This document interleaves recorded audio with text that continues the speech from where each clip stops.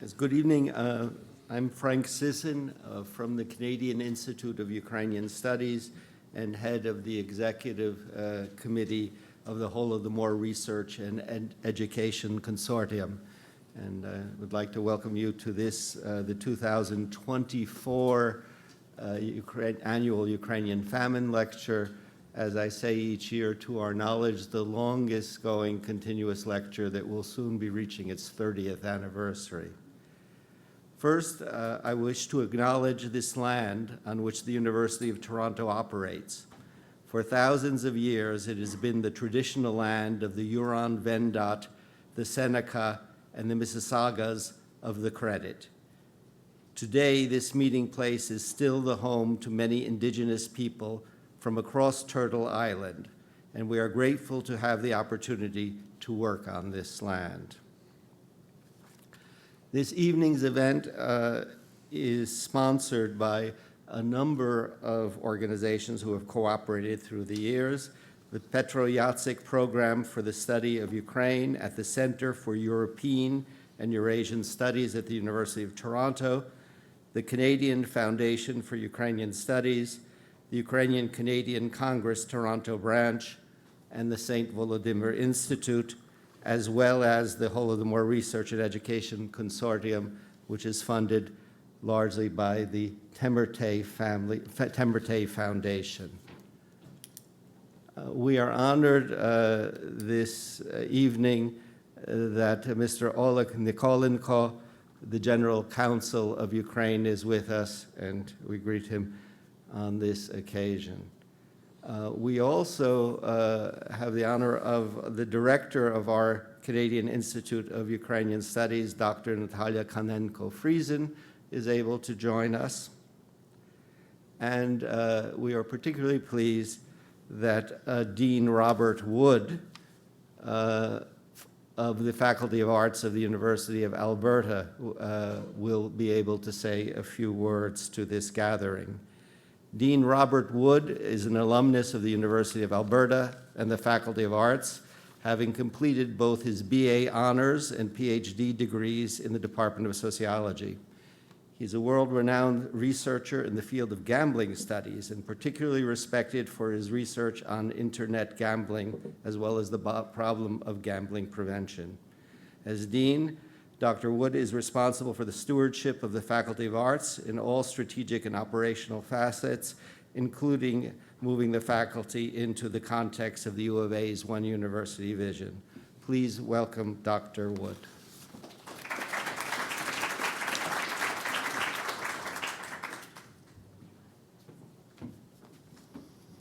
I'm also an alum of the U of T, but that wasn't in my bio, but I am.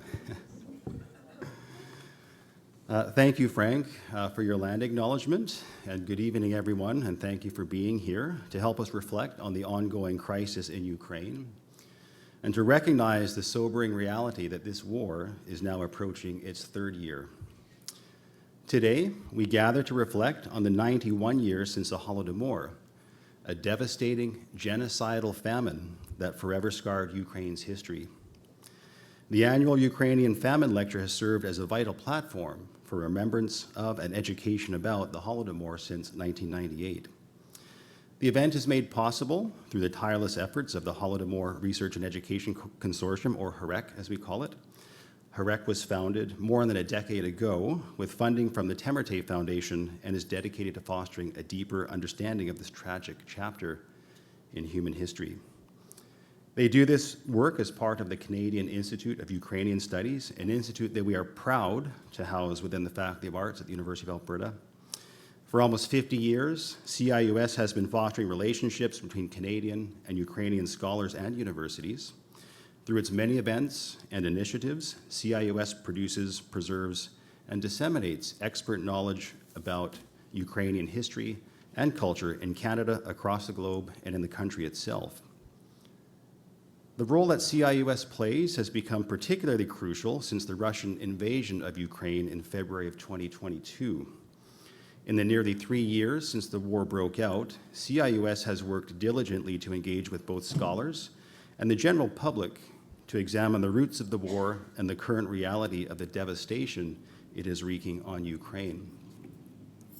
Along with a number of partners, CIUS established the Disrupted Ukrainian Scholars and Students Initiative, or DUS as we call it, to provide research funding to scholars displaced by the war.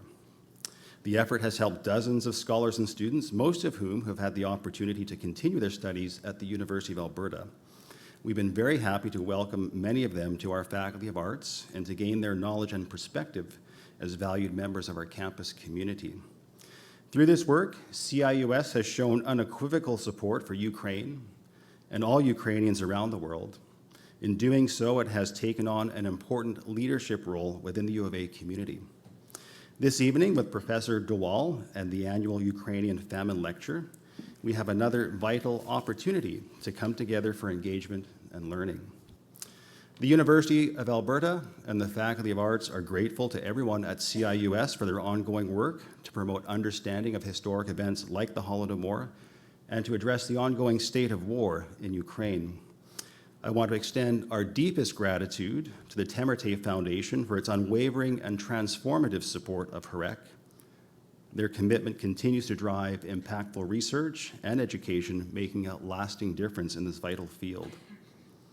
We also want to thank the Bazuki family, who more recently added their support to the work of HREC, as well as the Inatowicz family for their steadfast and ongoing support. I have no doubt that the remainder of this evening's program with Dr. Dewal will be both thought-provoking and deeply moving. Thank you again, all of you, for being here tonight.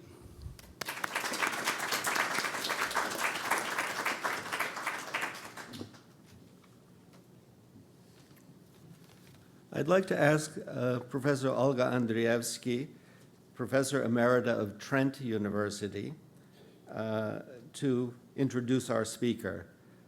Dr. Andrievska is a historian who began her career with a PhD at Harvard, where she specialized on the Ukraine in the years before the revolution of 1917 and the period of Ukrainian independence, has also worked on early Soviet history. She is a member of the advisory board of the Holodomor Research and Education Consortium and has been a consultant in creating the online course on the Holodomor. Dr. Andrievsky.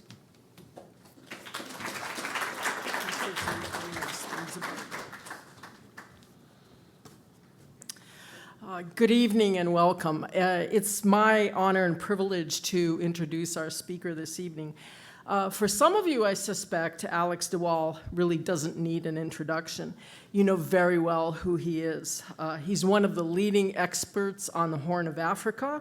That's where he began his field work, studying the famine in Sudan in the 1980s as a graduate student in social anthropology at the University of Cambridge.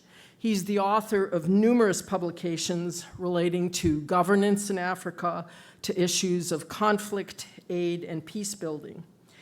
Alex Dewal is not only a researcher and an author, he's also a human rights activist, that is what we call a scholar practitioner.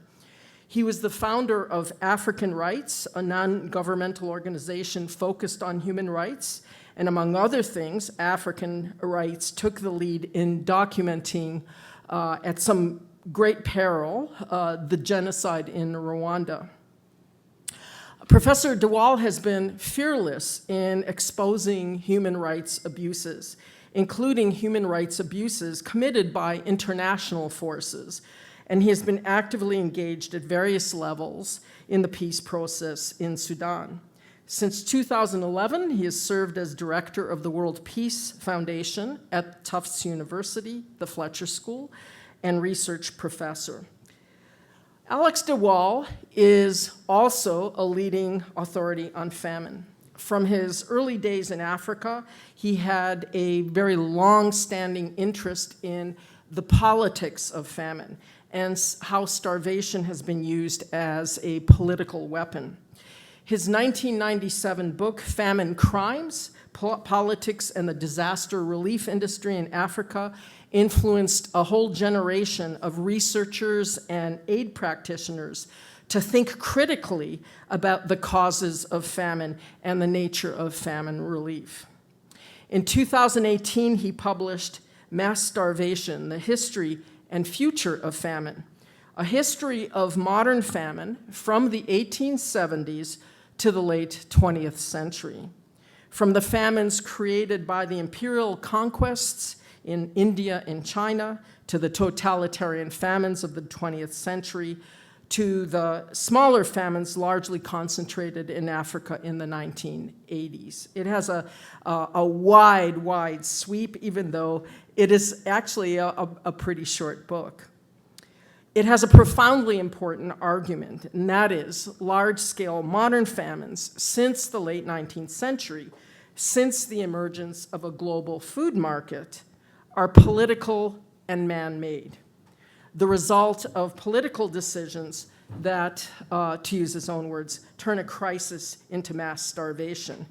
They're crimes against humanity. Which brings me to the Holodomor and what Professor de Waal's scholarship has meant to the study of the Holodomor.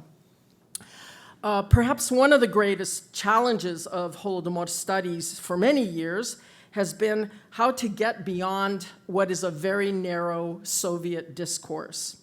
Beginning in 1933, for more than half a century until the 1990s, famine survivors and eyewitnesses, as well as historians, constantly confronted Soviet claims that the famine never happened. After the end of the Soviet Union, when new sources and new eyewitnesses surfaced, when it was no longer possible to deny that millions of people had died of starvation in 1932-33, the argument against the Holodomor shifted to new ground. If the famine did happen, it was due to bad weather. That is, it was an impersonal event triggered by nature. If the famine did happen, it was an all-union experience. Ukraine and Ukrainians were not in any way singled out. And even if there was a famine in Soviet Ukraine, the famine in Kazakhstan was much worse on a per capita basis, as though there's some sort of competition here. The subtext of this discourse was that to talk about the Holodomor, much less to research and write about it, is to promote a dangerous Ukrainian nationalism. In this way, the eyewitnesses and survivors were dismissed as being unreliable, and their voices were marginalized and silenced. What was missing for many years, in fact, was a comparative framework for understanding the Holodomor. This was a gap that historians like Andrea Graziosi and the demographers at the Kyiv Petucha Institute of Demography in Kyiv, like Oleg Volovina, who works with them, and Natalia Levchuk, have worked very hard to fill. And thanks to their scholarship and the work of others, I think we finally have a much clearer understanding of what happened within the Soviet Union and how the Holodomor compares to the other 20th century totalitarian famines. With the publication of Mass Starvation, Professor de Waal has provided us with a first truly global and historical framework for understanding the Holodomor, one that cuts across regions and across ideological lines. The Holodomor, in fact, occupies a kind of important place in his chronology and his argument. Unlike most other famine experts, internationally well-renowned famine experts who have portrayed the Russian Empire and the Soviet Union as one sort of undifferentiated economic space, a land of poverty and famine, in the words of one author, Professor de Waal has always understood something that those who experienced the Holodomor knew, and that is that famine in Ukraine and famine in the Kuban was something truly extraordinary, unprecedented, and unnatural. As he wrote in Mass Starvation, one of the most striking things about European famines of this era is that their epicenter was Ukraine and southwest Russia, where many Ukrainians lived. The area has most famously rich soils of Eurasia, the Black Earth, and was perhaps the most productive agricultural area in the world. It was the source of riches. How he gained this insight is an interesting question. I'll leave it up to him to answer that question. Partly we know the reading of Raphael Lemkin was very important. But he also, in his book, Mass Starvation, provides how he arrived at this insight. My own family, the Euphrates, made their own fortune shipping grain from Odessa onto the Black Sea to feed Europe. The family emblem was intertwined with ears of wheat. Professor de Waal has received many, many awards for his work. In 2008, he was named one of the 100 most influential public intellectuals by the journal Foreign Policy. The following year, he was named one of Atlantic Monthly's 27 brave thinkers. And just this year, Professor de Waal was awarded the Huxley Award from the Royal Anthropological Institute in London. It's the highest award, the highest honor bestowed by the Royal Anthropological Institute.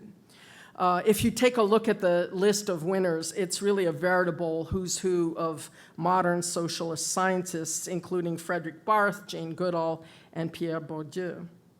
The topic of his lecture this evening is "A Million Deaths is a Statistic, a History of Famine Denialism." So please join me in welcoming our speaker.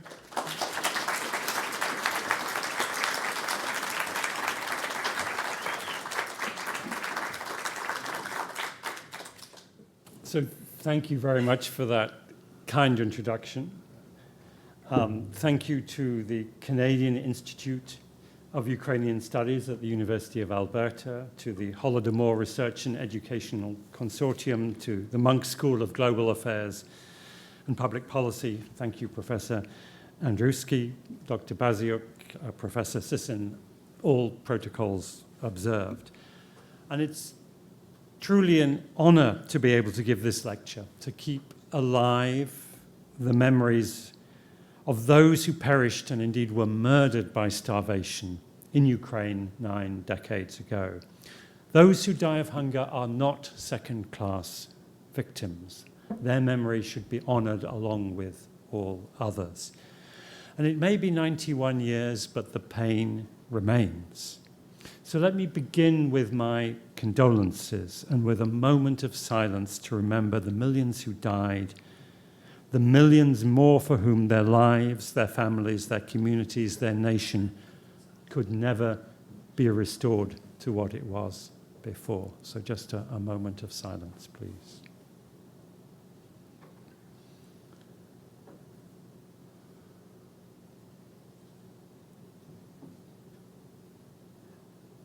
And also a moment of silence for those who've given their lives in the nearly 1,000 days of war imposed upon the people of Ukraine by the full-scale Russian invasion. And another anniversary today that few of you may know, but it was 4 years ago today that the combined forces of the governments of Ethiopia and Eritrea began a campaign of genocidal starvation against the people of Tigray, causing uncounted numbers to die of hunger and related causes. So I would like also to remember those.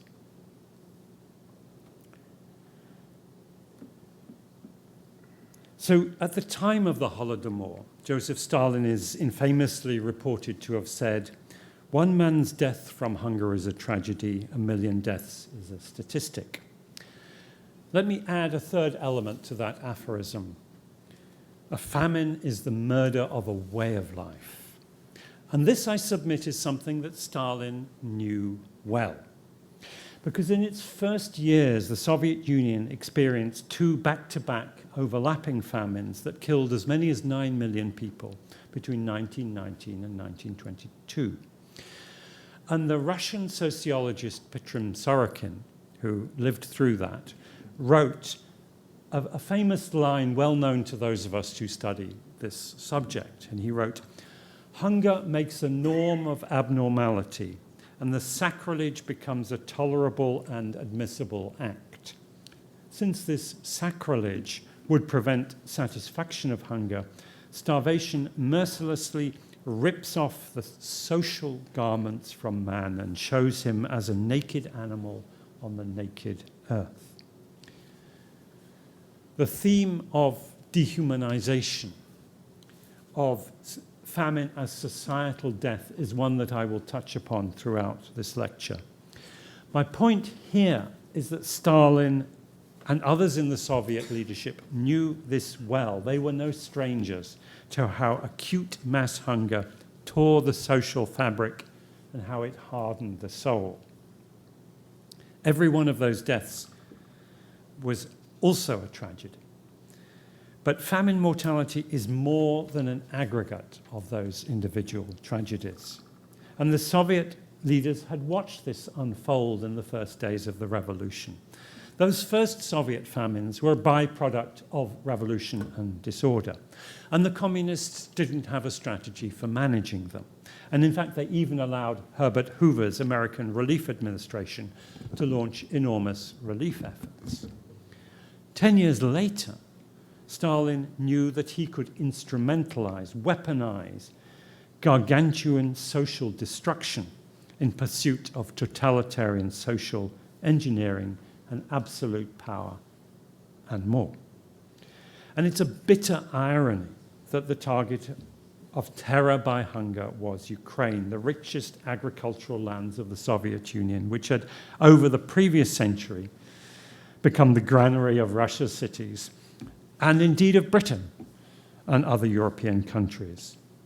And southern Russia, Kazakhstan were also main food-producing areas that were ravaged by famine at that time. And of course, as you mentioned, Kazakhstan suffered the highest proportion of death rates of any of the Soviet socialist republics. But the sheer ferocity of the starvation in Ukraine, prolonged and intensified even after hunger was ameliorated in Russian-speaking territories, speaks to the targeted use of famine to destroy a national community, that is, genocide. And Raphael Lemkin, the Polish lawyer who coined the term genocide, described the Holodomor as a paradigmatic case in which the Soviet leaders resolved to eliminate first the intelligentsia, then the clergy, then the peasantry of Ukraine, the latter representing its national spirit.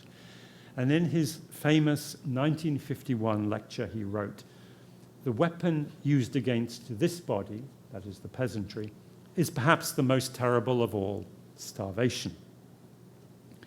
Now, Lemkin's identification of mass starvation as societal murder is important and enduring. And the question of whether the Holodomor is a case of genocide has preoccupied scholars, survivors, and political leaders for some generations.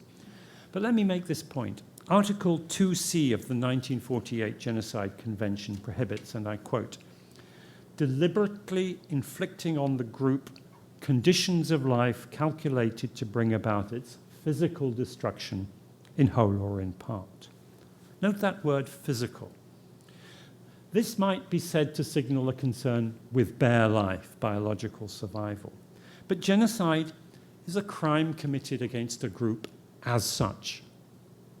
One would say that a family group is physically destroyed if the bonds between parents and children and among siblings are irretrievably torn. Would that not also be the case for a national or ethnic group? There's no case law that can answer this question. It's never been brought to court. But it's possible that judges at the international courts in The Hague may make some relevant rulings in the coming years. But for now, the matter is, perhaps less authoritatively, in the hands of scholars, including historians, social anthropologists, and ethicists, people like me. Now, one of the ways in which famine tears society apart is that it sets people against each other. In this grey zone of collective starvation, people inflict unspeakable cruelties on their kith and kin to survive. It's societal torture, turning the biological imperative of survival against the bonds of social solidarity. This is one of the themes, the enduring themes of histories of the Great Hunger in Ireland. which is increasingly surfacing in memory studies of famines elsewhere around the world. If we look at the community, we see that the cruelties that a society inflicts on itself, we see the subaltern thieves, the exploiters, the opportunists, the carpetbaggers, the mealmongers, including those who inflicted deprivation on some to protect others, all the while remaining part of a system of cruel rule. The victim doesn't see the distant engineers of the calamity, guiding the self-destruction from a distance, with intent, with recklessness, or racist indifference to human life. What they see are these quotidian cruelties. Stalin knew this. Evidence for Stalin's intent can be found most particularly in the official denials and the counter-arguments.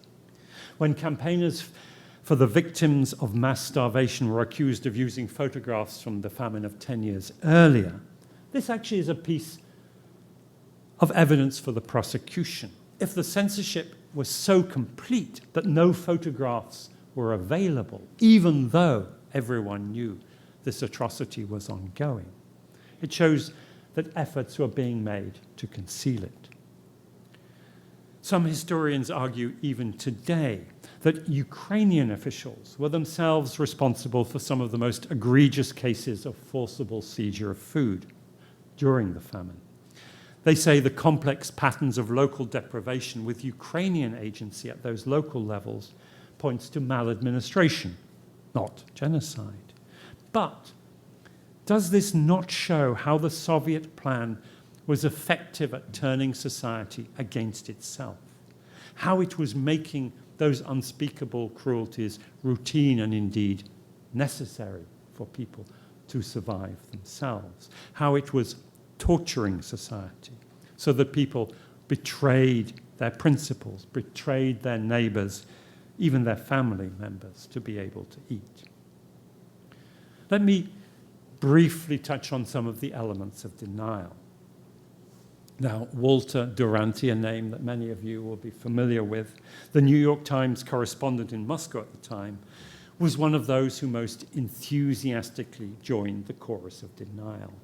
In a memoir from that period, the American engineer Zara Witkin describes an occasion in which another journalist challenged him, asking Duranty, "What are you going to write about the famine?" "Nothing," answered Duranty, this is the quote. "What are a few million dead Russians, in a situation like this? Quite unimportant. This is just an incident in the sweeping historical changes here. I think the entire matter is exaggerated. Anyhow, we cannot write authoritatively because we're not permitted to go and see. I'm not going to write about it." I thank Marta Baziuk for drawing my attention to this. Duranty was combining a simple factual denial, it's exaggerated, exculpation, we don't know for sure, and the binding element in this being what I'm going to call statistical denial. Because famine is partly defined by scale, by statistics, statisticians are important. Unlike for an atrocity committed like a massacre or a bombing, the statistician is an essential witness in the prosecution or indeed in the defense in the case of a famine crime. This is key. But denial is not just suppressing facts and narratives, it's replacing them with something else.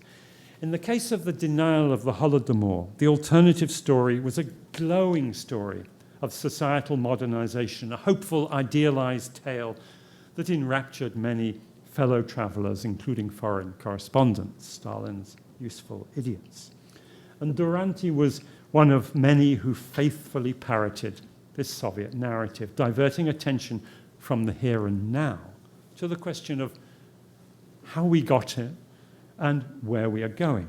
He was, in effect, saying that something more important than a genocidal famine was happening, in this case, a glorious Soviet project. Now, in this history of famine denialism that I'm going to tell, it begins a lot earlier. It begins with the invention of the concept of famine itself. Now, the English language is an anomaly in that it has a specific word for famine. In most languages, it is great hunger or hunger that kills. And societies that experience famine also have a vocabulary that refers to many other things. In the Bengali language, I'm told, the food security expert Bruce Curry observed graduations in the vernacular of famine, ranging from when alms are scarce to when the epoch changes, that being the nationwide famine.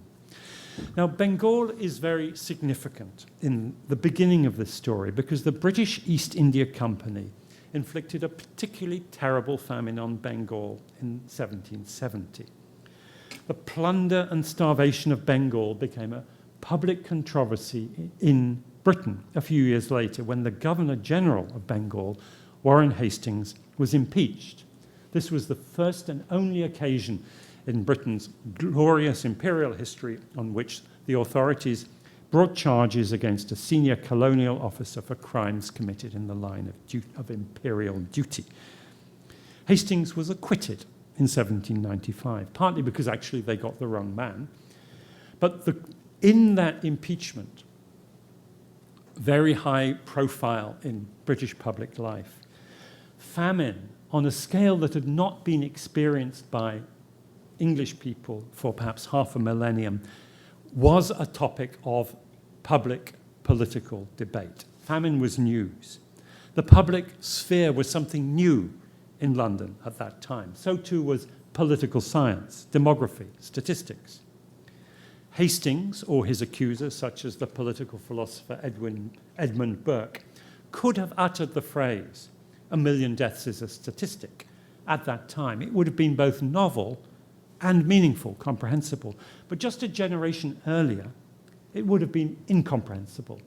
The science of statistics simply didn't exist.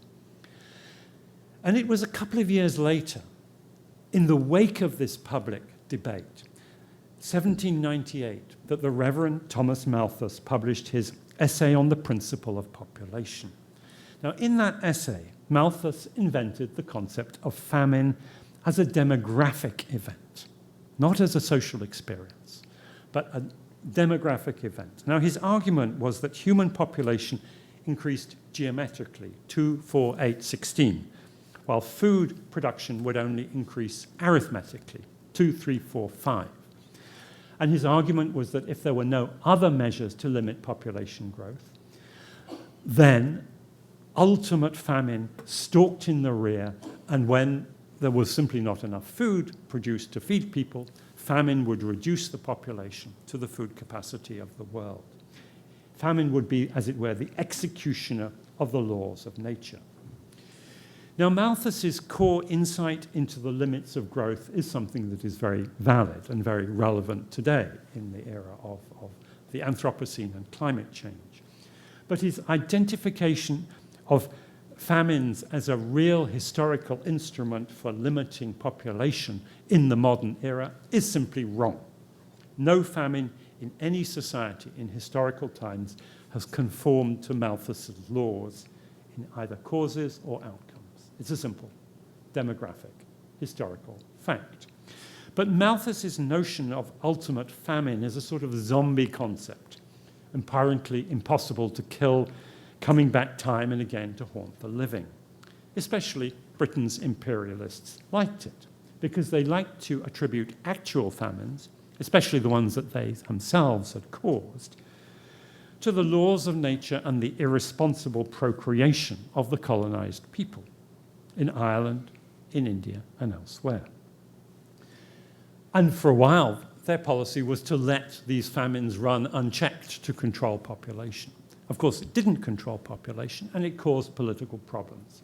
And as a result, in India, beginning in the 1870s, the British introduced famine codes, administrative regulations to provide life-saving relief, principally food for work, to be adopted when certain measurable thresholds of distress were breached. A declaration of famine in a particular locality carried with it obligations for the colonial administration to act. But the narrative embedded in this English language concept of famine, as seeing famine as the working of a natural law and blaming the victim, persisted.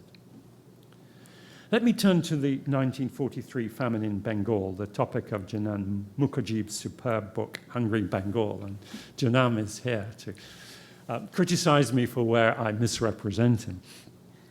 So that 1943 famine was the outcome of a conjuncture of circumstances. It was the zenith of World War II. The Japanese had occupied neighboring Burma. They were threatening to invade India. And in response, Britain had a policy of denial in the different sense, denying the necessary food and transport resources, especially boats, to the invader, but thereby also denying them to the population of Bengal, who are therefore unable to survive. And Britain's strategy of war finance also shifted a lot of the burden of financing the war to the colonies, including India. There was also a cyclone. And as the food crisis deepened, all the indicators that should have triggered a famine declaration were flashing red. But the War Cabinet refused. Mention of starvation was prohibited. There was wartime censorship. The British priority was fighting the war, allocating resources accordingly and avoiding the public relations calamity of admitting famine. Famine was at minimum a cost and an inconvenience, and at maximum a political liability. As Mukherjee has described, there was an alternative implicit famine code among colonial officers, and that code was, don't use the word famine. Today we have something similar. Senior aid officials call it the F word. Can we avoid using the F word, they say, just like they tiptoe around that G word, genocide. About 3 million died. And the British denials fit into the categorization of denialism by that remarkable scholar Stanley Cohen in his book, States of Denial, Knowing About Atrocities and Suffering. Cohen describes 3 kinds of denial: simple factual denial, interpretative denial, which is accepting the facts but claiming they're not what they appear to be, and implicatory denial, which is giving a different meaning to the atrocity and thereby justifying them.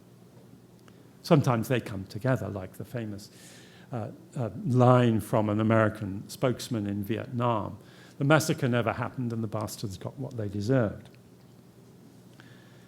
But as I mentioned, in the case of famine, we need to fold in statistical denial. So in the case of Bengal, there was factual denial. Famine, the word was censured. What was permitted through a loophole was pictures. The editor of the Statesman newspaper, Ian Stevens, published graphic pictures which spoke for themselves. They told how the story of starvation was not relieved. They played a key role in prompting a response, too little, too late, to save lives and also to preserve the social fabric of a united Bengal, but nonetheless something. And of course they didn't tell who was responsible. There was interpretative denial. Evidence for the social indicator of famine was suppressed. Statistics were only made public selectively. The British argued there was enough food, it couldn't possibly be a famine. There was implicatory denial. Notably, Winston Churchill blamed starvation on what he considered the racial inferiority of Indians, invoking those Malthusian tropes, saying that Bengalis were less deserving than Greeks, who were also suffering a famine at the time. And there was something more important in the British narrative: winning the war, a priority that overrode everything else. So for Churchill, hunger deaths, 3 million hunger deaths on the road to defeating the Axis powers and preserving the British Empire were a statistic. For Lord Wavell, the Viceroy of India, the famine was, and I quote, "one of the greatest disasters that had befallen any people under British rule, and the damage to our reputation is incalculable." He was personally, reportedly, moved by human suffering. The British authorities were moved to action by how that human suffering would be represented. But as with Ukraine a decade before, the question of the numbers obscured what was being done to society. In the case of Bengal, it was reckless, racist indifference rather than genocidal onslaught. But some of the societal traumas, some of those dynamics are recognizable. The inescapable depersonalization of population statistics in the era of total war was sliding into bureaucratic dehumanization at scale. And it translated into the intimate dehumanization within society. This, I think, is one of the greatest contributions of Mukherjee's book. He describes this, how normalizing the sight of dead bodies, reducing corpses to simple, if arbitrary, identifiers such as whether they were Hindu or Muslim. Confronted with so many corpses, so many unclaimed corpses, I quote, indifference to the fate of the dead began to reign. This is a phenomenon that also rationalizes mercilessness, exploitation, the quotidian cruelties of the survivor, hardening the soul, hardening the discourse. And violence then followed a few years later, the violence that led to the partition of Bengal, another calamity. And Mukherjee writes, these are not signs of a society driven to madness by political rhetoric. These are the signs of a society dehumanized by abounding violence, death, and impunity. These are the signs of an already tortured society. Mukherjee puts the stress on already. Let me put it on tortured. The point of torture, the purpose, is to weaponize the biological instinct of survival against social sentiments such as solidarity, friendship, compassion, love. That's also the purpose of starvation. Individual survival, but at the cost of societal death. Now, it's hard to think of a modern famine that hasn't been subject to denialism in one form or another. And this lecture could go on all night if I were to recount them. The economist Amartya Sen, one of my teachers, who was a child in Bengal at the time of the famine, was profoundly influenced by it, both personally and in his scholarship. And among his seminal contributions to the theory of famine is the observation that a free press and democratic freedoms and institutions are the most powerful driver of famine prevention. This is why, he argues, famine was largely prevented in post-independence India, but not in China, where we saw in 1958, in secret, the greatest famine in history under Mao Zedong, killing some 36 million people, a famine the news of which was suppressed for decades. We saw many other cases of denialism in Franco's Spain in the Hunger Years, in Cambodia in the year zero, in Ethiopia in 1973 and 1984, first by Emperor Haile Selassie, then by the communist military regime that followed. In Sudan, in just about every year from 1984 until today. Now, in these cases, famines were denied by suppressing journalism and news reports, by censoring newspapers and television. And in all cases, there was an alternative story. Something more important was happening. But in the last decade, something has changed. Denialism has had to take on a new form, a new string. And the reason is because we have international standards for measuring and responding to food emergencies. These mechanisms were developed by some colleagues of mine some 20 years ago in the Horn of Africa for more effective prevention and rapid response to save lives and livelihoods in countries like Somalia and South Sudan, where food emergencies were happening. They are standardized, transparent, based on complicated calculations. Which means that those seeking to use starvation as a weapon have to deny, subvert, or challenge these technocratic mechanisms, these statistics. This is where statistical denialism comes to the fore. Sometimes it's crude, sometimes it's sophisticated, and it goes alongside the other forms of denialism and censorship. And they drag us into a debate on the numbers that obscure the societal, the subjective, the qualitative elements. So I'll just very briefly summarize. This could be, again, a long story. The mechanism that was set up is called the Integrated Food Security Phase Classification System, or IPC. And as that acronym indicates, it is something that is obscure and technical, but at its root, it's something quite simple.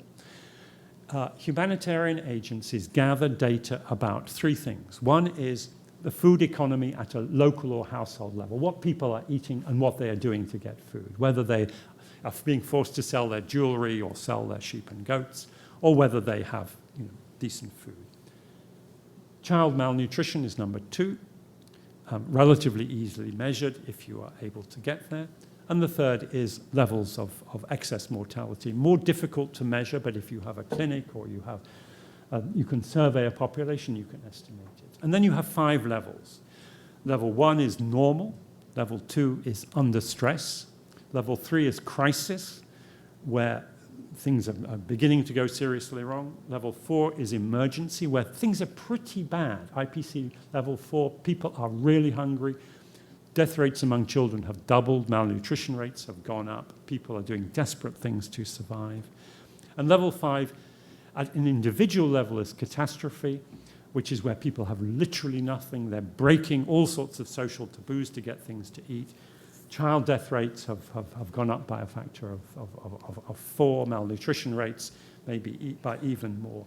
And if you have enough people in IPC 5 in a particular area, it counts as famine. So a very high and very technically specific threshold needs to be crossed for it to be famine. And typically in places where that threshold is crossed, there's a much, much wider scope of people who are in either individually in catastrophe or collectively in emergency, where conditions are truly desperate and large numbers are dying. And the reason for specifying this was they didn't want to wait until we could say 100,000 people have died before saying it's a famine. That didn't make sense. We wanted to intervene to prevent it getting to that stage. Now, those who designed the IPC worked on the assumption that the public policy priority would be preventing famine, preventing children dying, the premise of benevolence. Now, in the sociology of public policy, we know in health and education in Canada and elsewhere that when you make a target, it distorts the policy around that target. Your education administrators will want to make sure that a certain number of children, pass this particular threshold, and maybe other aspects of the educational exercise will suffer. Same in public health. Now, it's a long-standing issue, a problem in public policy. Now, if we invert the premise of benevolence, if we look at those who actually want these crises to continue or would rather not look at them, then we see a distorted version of this. We see the public policy priority not to prevent starvation, not to prevent people dying of hunger, but to prevent those particular measurable thresholds being crossed or being seen to be crossed, making sure that indicator doesn't flash red. And that can be done by preventing humanitarian agencies from going there, preventing them from gathering data, preventing them from gathering all the 3 categories of data, so that there couldn't be a famine declaration, because all those 3 categories thresholds need to be crossed, casting doubt on information that's being collected, or just putting just enough food in to make sure that people are in catastrophe or emergency, but not famine, as though that were okay. We've seen this happen in South Sudan, in Syria, in Yemen, in Ethiopia, and each deserves its sad chapter. Let me briefly touch on Ethiopia and Sudan. Ethiopia, as I said, the war of starvation was launched 4 years ago today and carried on for 2 years. The starvation has continued after the war. Stage 1 in this was destroying everything that was indispensable to survival on a vast scale. Stage 2 was subjecting the region of Tigray to a starvation siege. And the government was explicit that hunger was its main weapon.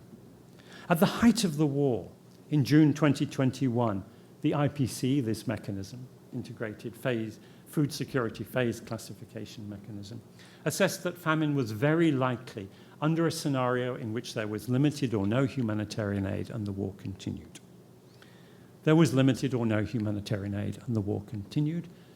What did the Ethiopian government do? It debarred the IPC from going back and collecting more data to confirm its hypothesis. In the absence of data, it took the absence of evidence as evidence for absence and said there's no famine. And to its profound and eternal shame, the United Nations in Ethiopia went along with this, denied the famine. No famine was declared. In fact, they actually went out of their way to deny it. And international diplomats were reduced to haggling over the numbers of trucks that were allowed to bring in aid. And the Ethiopian government narrative was that it was making Ethiopia great again, returning it to its greater imperial past. And in the kind of inversion redolent of Stalin and Mao, it also had a triumphalist bravado rhetoric that we are becoming food self-sufficient, we are exporting wheat. Now, there's actually a very extraordinary story lurking there, which is, and there was a Reuters investigation on this, just came out a few weeks ago, but it couldn't get the full story because there was no real whistleblower. The story that they told was one of industrial-scale food aid diversion, that the World Food Programme aid to Tigray and other places in Ethiopia was being stolen on a large scale. And the place where the whistle was blown on this was in Tigray, and the blame went to Tigray. In fact, it was national. It was coming from the top. And perhaps the most scandalous element of this is that some of the food that was coming in was wheat. And wheat was being taken out of its World Food Programme, USAID bags, rebagged as though it were indigenously grown Ethiopian wheat, sold back to the United Nations and exported for relief operations elsewhere. And that if you're going to be corrupt, you better be corrupt at a big scale, because then you get to a point where the institution becomes too big to fail. And there is clearly a cover-up going on, that the institutions that actually connived in this, the international institutions that connived in this cover-up, are too big to fail in the system, and therefore the cover-up is continuing. But while after the whistle was blown on the first stage of the diversion, and mechanisms have now been put in place to control this, food aid was cut off to Tigray. And I was just reviewing a paper submitted for peer review, which will be published, that shows that half the deaths in Tigray in the subsequent period were due to hunger. That's a fact that the Ethiopian government, the US government, and the United Nations are seeking to deny.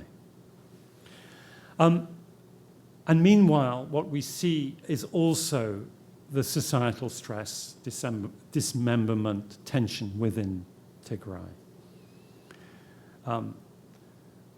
Not only could as many, 500,000, who knows how many people could have died virtually unnoticed, but that society is suffering the trauma of genocidal starvation. Let me move on to Sudan, a country in which I've worked for some 40 years, on and off, which has probably seen more kinds of famine and more kinds of famine denialism than anywhere else in the world. I'll give a couple of examples. One is 1992, which was at the zenith of the ideological hubris of the Islamists, at a time when you had a radical Islamist government in Khartoum that actually attracted jihadis, including Al-Qaeda, including Hamas, from all over the world, and it launched a war of of starvation and forced displacement in southern Sudan, but also in a place called the Nuba Mountains, which is just within northern Sudan, but is an area of great ethnic and religious diversity. And the population of which they wanted to subjugate and to destroy their identity and transform them into sort of citizens of the new Islamic Republic. And they trucked thousands of starving, naked, wretched people out of their home villages and dumped them on camps on the edge of Sudanese towns. And they denied, of course, that anything was happening. But what was interesting was that at a time of autocracy, when there was no journalists were allowed in, there was no reporting, ordinary Sudanese citizens came out of those towns and villages to try and help. And sometimes they were turned away, sometimes they were able to help these people. But the word got out, and through the social networks, the ordinary society of people talking to their families, sufficient pressure was put on the Sudanese generals to say, you can't do this. And the split between the radical jihadis who had an exterminatory project and the generals, who are a pretty nasty bunch but didn't want to go that far, actually, as it were, switched off the genocidal agenda, not before many tens of thousands had perished. Informal social networks broke through the wall of secrecy and denial. And today we see something similar. There's a terrible war going on in Sudan now. It began some 18 months ago, pitting two components of the armed forces against one another.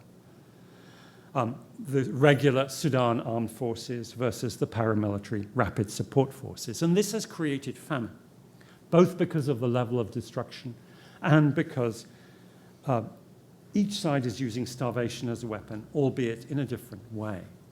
The rapid support forces, the RSF, is like a swarm of human locusts, a pillage machine, stripping everything bare as it moves and vandalizing what it cannot carry away, including agricultural equipment, including irrigation supplies and so on, even food stores, agricultural infrastructure, universities. In the lecture that I gave when I was accepting the Huxley Award, I showed some of the libraries, archival collections in Sudan that they have burned, irreplaceable collections of books and manuscripts. The army uses its aircraft to bomb essential infrastructure, and it blocks essential aid. And here there's a bizarre and shocking story, which is that United Nations, for no good reason, recognized the army as the legitimate government of Sudan, thereby handing it a card that as the recognized government, it was the one that could allow or veto or prohibit food aid to come in to Sudan. And even though the army does not control the capital, it is reduced to the eastern part of the country, and the western borders of Sudan, the border between Darfur, where the starvation is at its worst, and neighboring Chad, is open to anybody. Armed smugglers cross it every day. Anyone can cross it, apart from the World Food Programme, that has to get permission. According to the Office of Legal Affairs of the United Nations, has to get permission from the authorities that they recognize as the government of Sudan on the other side of the country. And that is unconscionable in my view. And the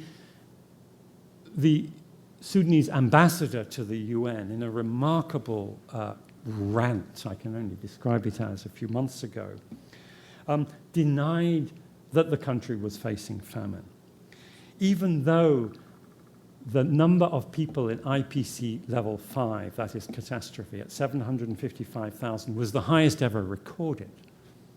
He said this is an insignificant 2% of the population and doesn't matter. He blamed it entirely on the RSF, which has an element of truth, of course, but it's one-sided. And he said his version of implicatory denial was, he said, this is a pretext for an international takeover of the country. He set aside his speaking notes and he said he accused the rapid support forces of working and I quote, maliciously with specific international circles, he was pointing at the UN, to develop a narrative where famine would be dictated from above to give a recipe for those ill wishers to intervene in Sudan. If you do this, the biblical Armageddon war is going to be launched. Now that was intended to intimidate the UN and indeed intimidate the Famine Review Committee, and a couple of their members called me up and said, what do we do? And I said, go ahead, interpret the data, come with your findings, but tell the UN that this is, make this the problem of the UN. And they came with a report saying famine with reasonable evidence. But the Sudanese diplomat's message was also intended for the ears of Russia and some other of their allies and clients. For fear of a Russian veto at the UN Security Council, the UN hasn't pushed for a peace mission. It hasn't pushed for a robust mechanism of bringing aid across that boundary. The thresholds for famine have been crossed.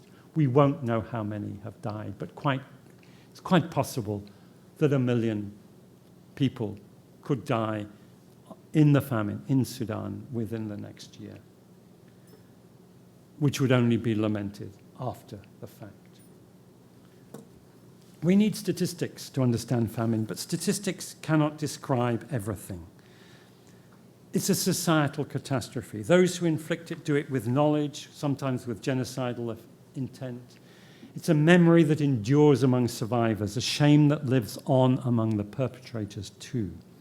Because in every one of the cases I've mentioned, inflicting starvation also causes moral decay among those perpetrating the act.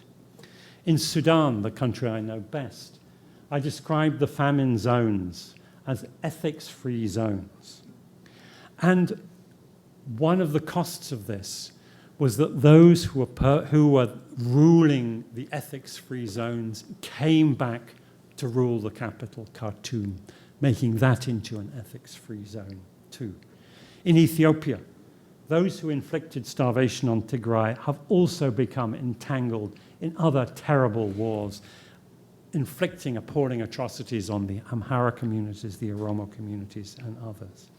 And those in the international community who were silent witnesses, complicit in this, cannot now speak out for fear of endangering their own institutions. There are other examples too, from Nigeria, Somalia, Syria, Yemen. And in turning to Ukraine and Russia, in some of Russia's sieges, such as Mariupol, we saw the war crime of starvation. Now, fortunately, hunger in Ukraine has not matched these other contemporary cases, though not through lack of trying by Russia. And I suggest that it's possible that the fact that the way in which Russian forces routinely vandalize and destroy memorials to the Holodomor in the areas of Ukraine they're occupying, they do so partly from the rage that comes from shame. Vladimir Putin surely knows what the Soviet leadership did some 90 years ago. He wants to write a different version of history. And he and his forces know precisely what they're doing as they destroy the farms, the agriculture, the farmers, the soils of Ukraine. Just as torture in the end destroys the humanity of the torturer, so too inflicting starvation will corrode the moral fabric of the society doing the inflicting. Those who rule in these ethics-free zones lose their own humanity. So let me make a personal note before I conclude with a mention of Gaza. So my great-grandfather, Victor Fonefrossi, was born in 1860 in Odessa, and he joined his father, who had been born in Berdichev, in a grain business. They shipped Ukrainian wheat to European markets, prominent among the entrepreneurs who established the European, indeed, the world market in grain. They contributed to the civic life of the city. But in 1882, the year after a pogrom against the Jews, they sold their business, they moved to Vienna. And Victor became a loyal subject of the Austro-Hungarian Empire, and then, in turn, the Austrian Republic, before becoming once again a refugee, stripped of his rights and property by the Nazis in 1938. And my grandmother, Elizabeth, brought him to England. 6 years ago, on the occasion of an exhibition celebrating the Efrussi family at the Jewish Museum in Vienna, my father, also called Victor, was able to return to his childhood home, receive the freedom of the city, and have his Austrian national citizenship restituted. I'm also now an Austrian citizen.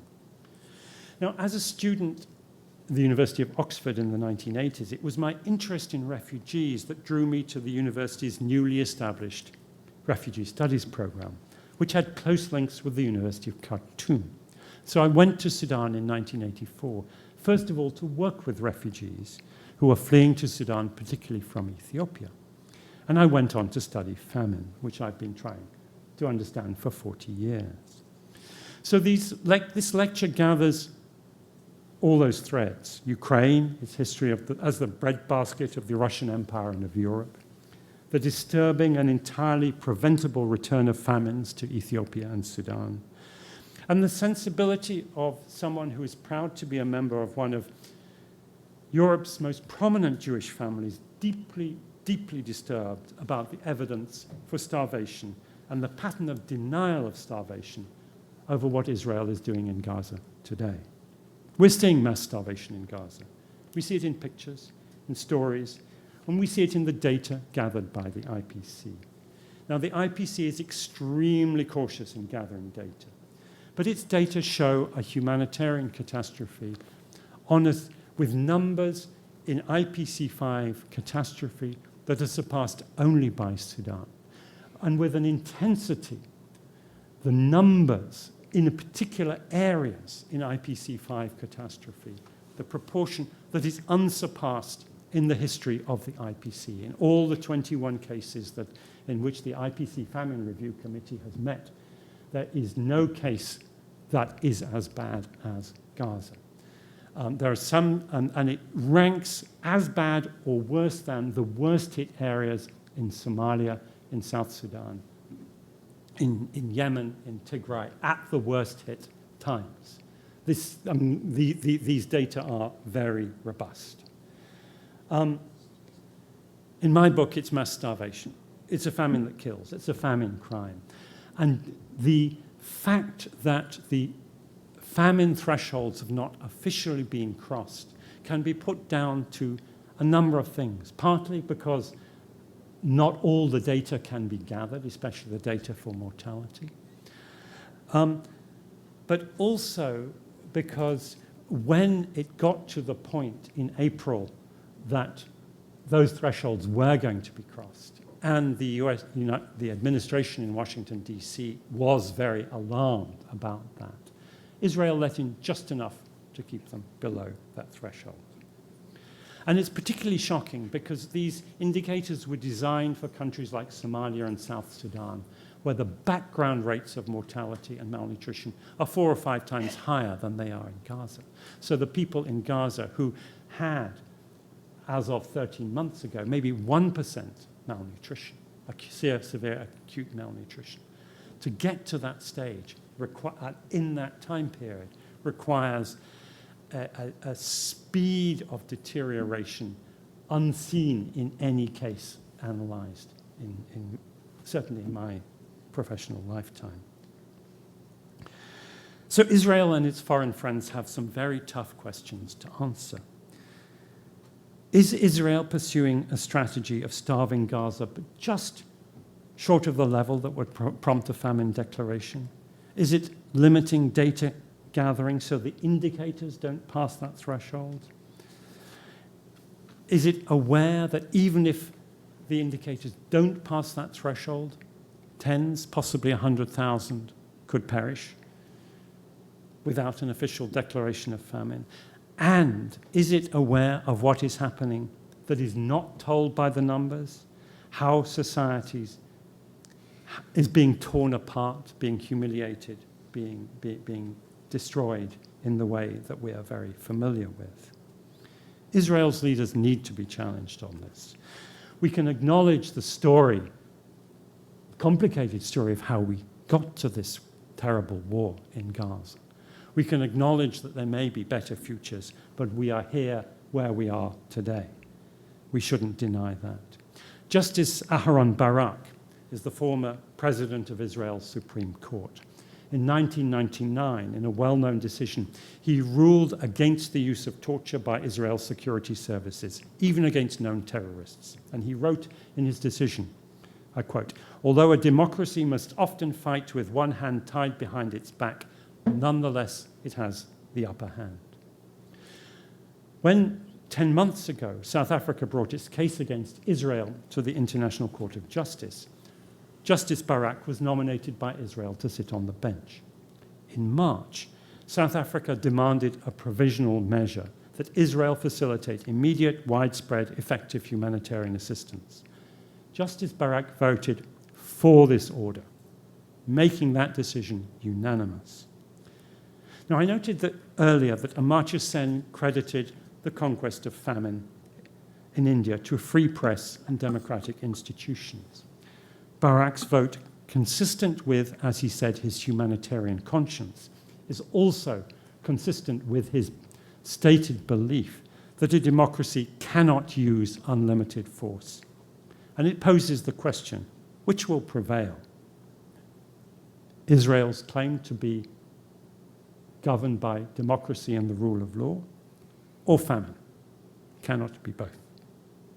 And as I challenge many of my Jewish friends who disagree with me, I ask them, if there's a story to be told here that there's something worse than famine, something so terrible that it justifies what Israel is doing here, or just allowing it to happen, what is that thing? So history tells us of the undying shame of those who denied famine in Ukraine, in Bengal, in Tigray, and elsewhere. Those who inflicted it, those who covered it up, those who preferred not to ask. We must learn this lesson, and I certainly believe there should be no famine, no starvation on our watch or in our names. Thank you.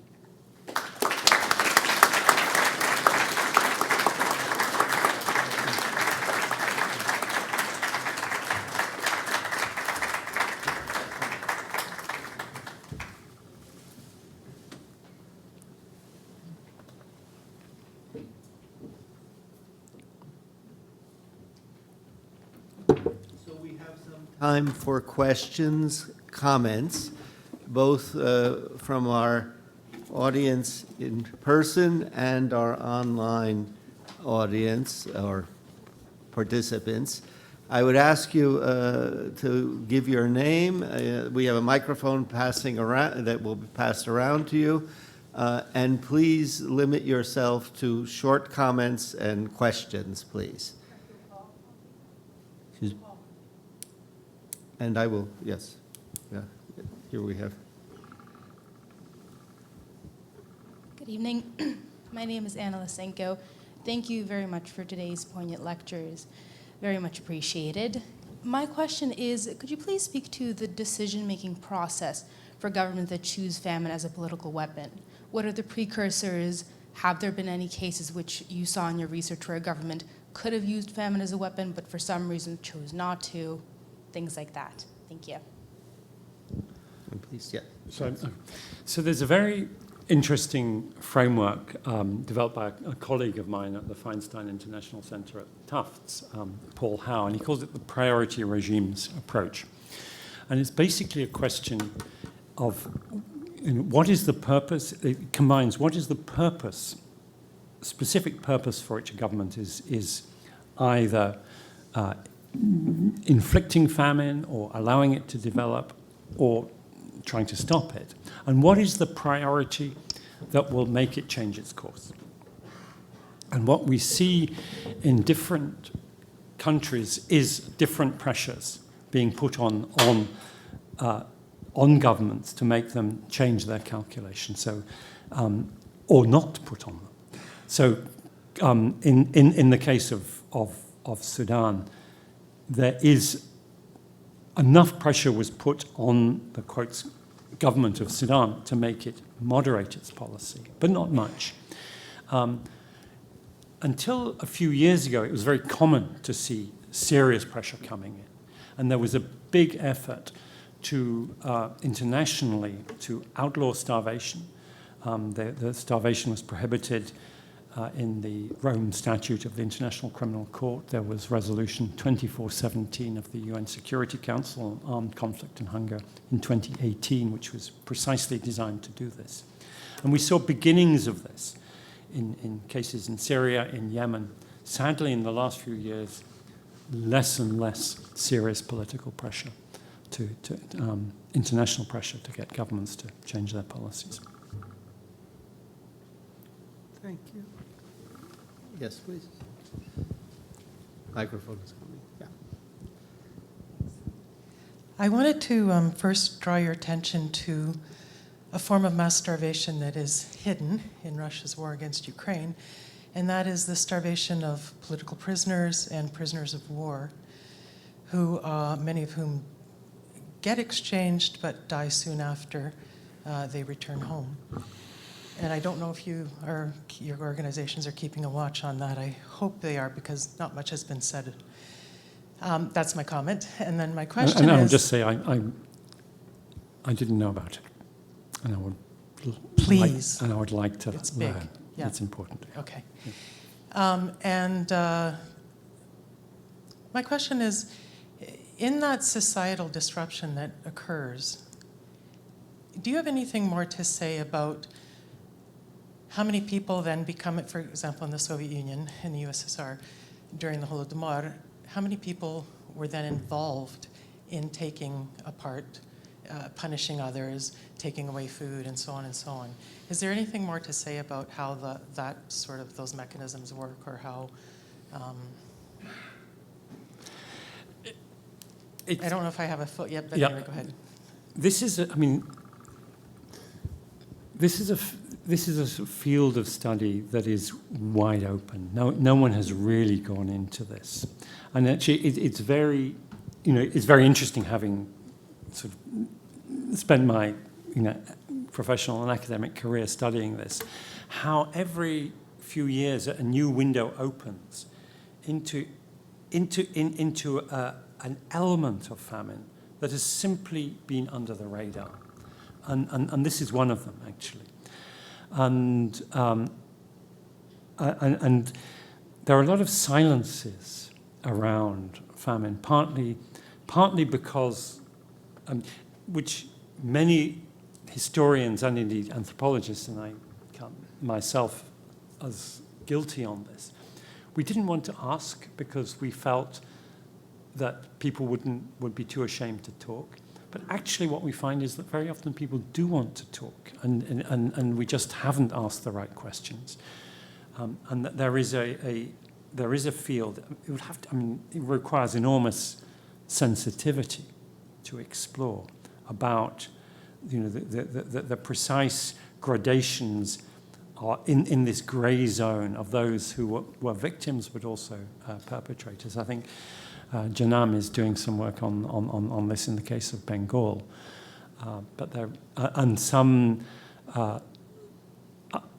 historians of Ireland have done work on this, but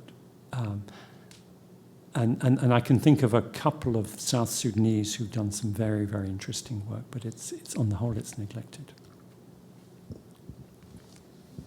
Thank you. Yes, we have questions. Yeah, we have a couple of questions from online, both of them sort of addressing the issue of the lack of pressure. First of all, from Nina Sakun, why do you think the U.S. is so slow in putting real pressure on Israel to stop what has been called a genocide in Gaza? And then I'll just read the second question as well, because I think they're thematically related. Rachel Cockles, thank you for your lecture today. With the famines that we see today, what would it take for institutions like the United Nations and other bodies that aim to help victims of man-made famine in contemporary society be able to prove and show that famine is occurring and that it must be acted upon immediately? Do you think that these modern famines will or can be fixed with the current policies in place? Thank you. Okay, two great questions. So I don't really want to go into the question of why the US is so, and why the Biden administration has been so uncritical of Israel, I would just make one observation, which is that I mentioned the way in which Israel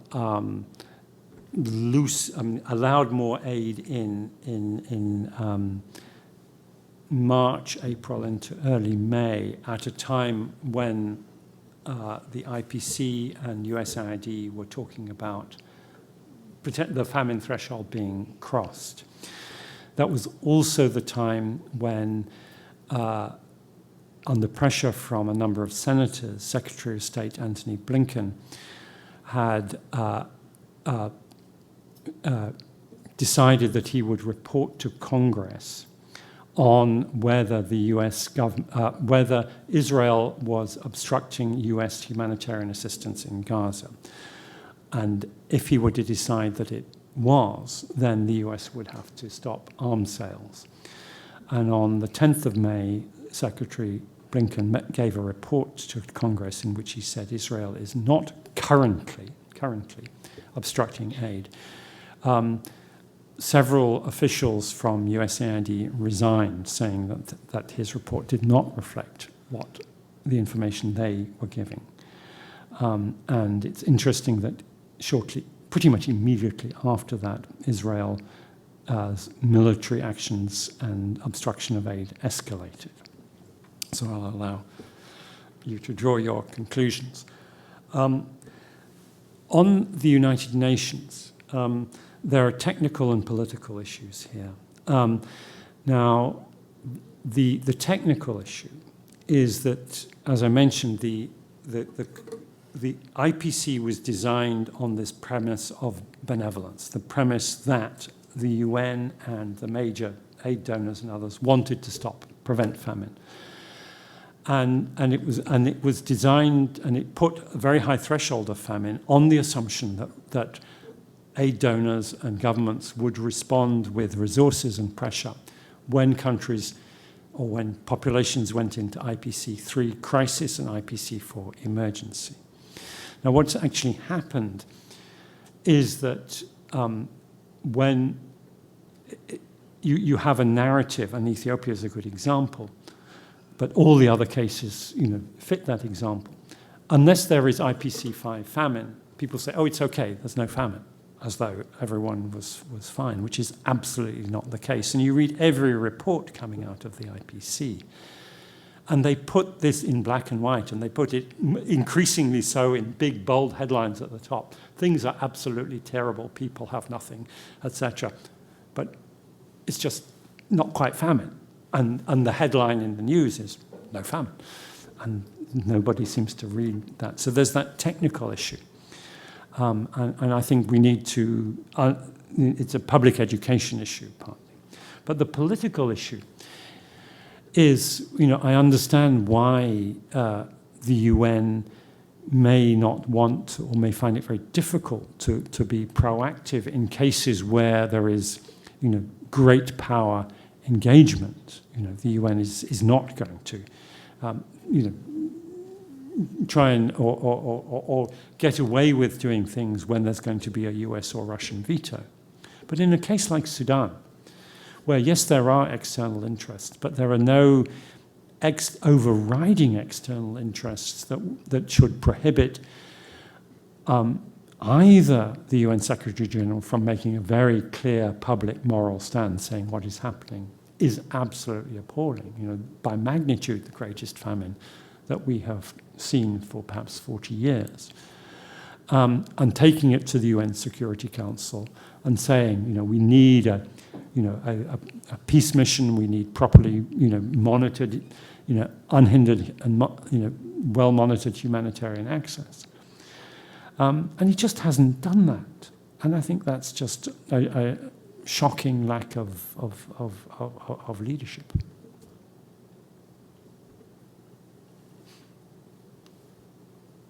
Yes, please. Yeah.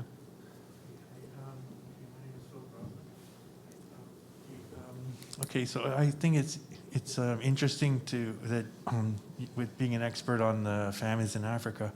One of the famine areas that I just read a little bit about, but I suspect that it could have been a larger, like a Soviet type of famine, was in Angola. I read a little bit about it in the Black Book of Communism. They have a chapter in Afro-communism. And because the MPLA is supported by a minority, just the people around Luanda, and then they were having this long civil war with UNITA, which is the majority tribe. So I think it would fit the pattern. Like, one would expect that they may have used the famine as a way to suppress them, based on the Soviet type of methodology. But I haven't really seen too much about it. So you're correct. The story is correct. The scale was not huge, in the thousands, and it was grossly underreported. So, in very brief summary. Then maybe if I can ask, since you've dealt with a bit of family history and personal history, then I wonder if you could tell us when you first began to look at the Holodomor, what you found in the literature and what was lacking, and did your own understanding change over time of what had happened in 1932-33? And has it really had much of an impact generally in famine studies, the kind of research that's been put out on the Holodomor? So when I first, I sort of switched from studying refugees to studying famine in my first year of graduate study, because I went to Sudan to study refugees and found myself in the middle of a famine.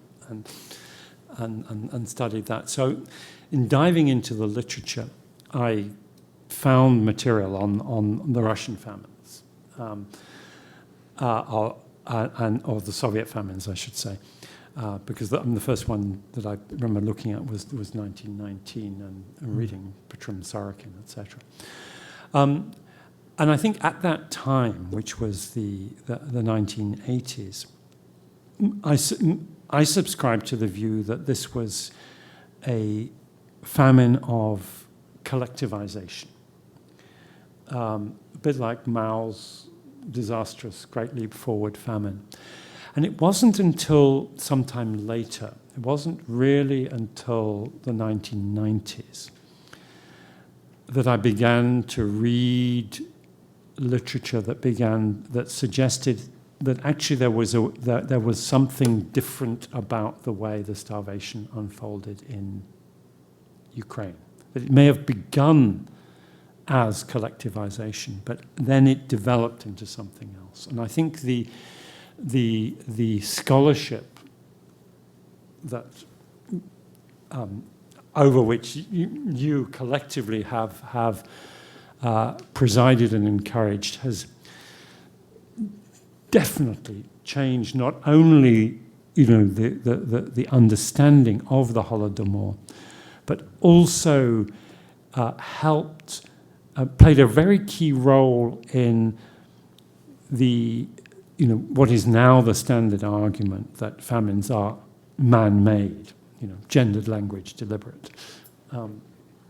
So I think there's it definitely it's had repercussions, certainly, in terms of the comparative theory of communist famines, but beyond that into the general comparative and theoretical study of famine. Thank you. Yeah. Yes, please. Yes, and then we have time for one or two more questions, and then you would invite you to a reception at which you can speak with our esteemed speaker and those assembled, please. Yes. Yeah, thank you.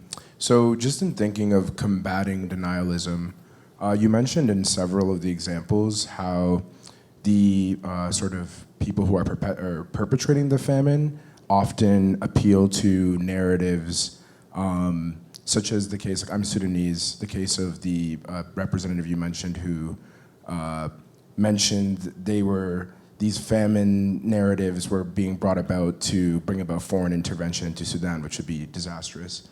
In many of these cases, these sort of counter narratives offered to combat to sort of bolster the denialism are rooted in sort of maybe fears that exist, like obviously foreign intervention has been really terrible in Sudan oftentimes. And so when we're thinking about practically like how to combat denialism, how do we sort of address these counter narratives brought forth by the perpetrators of famine, and how do you sort of engage with those counter narratives in your own work? Yeah.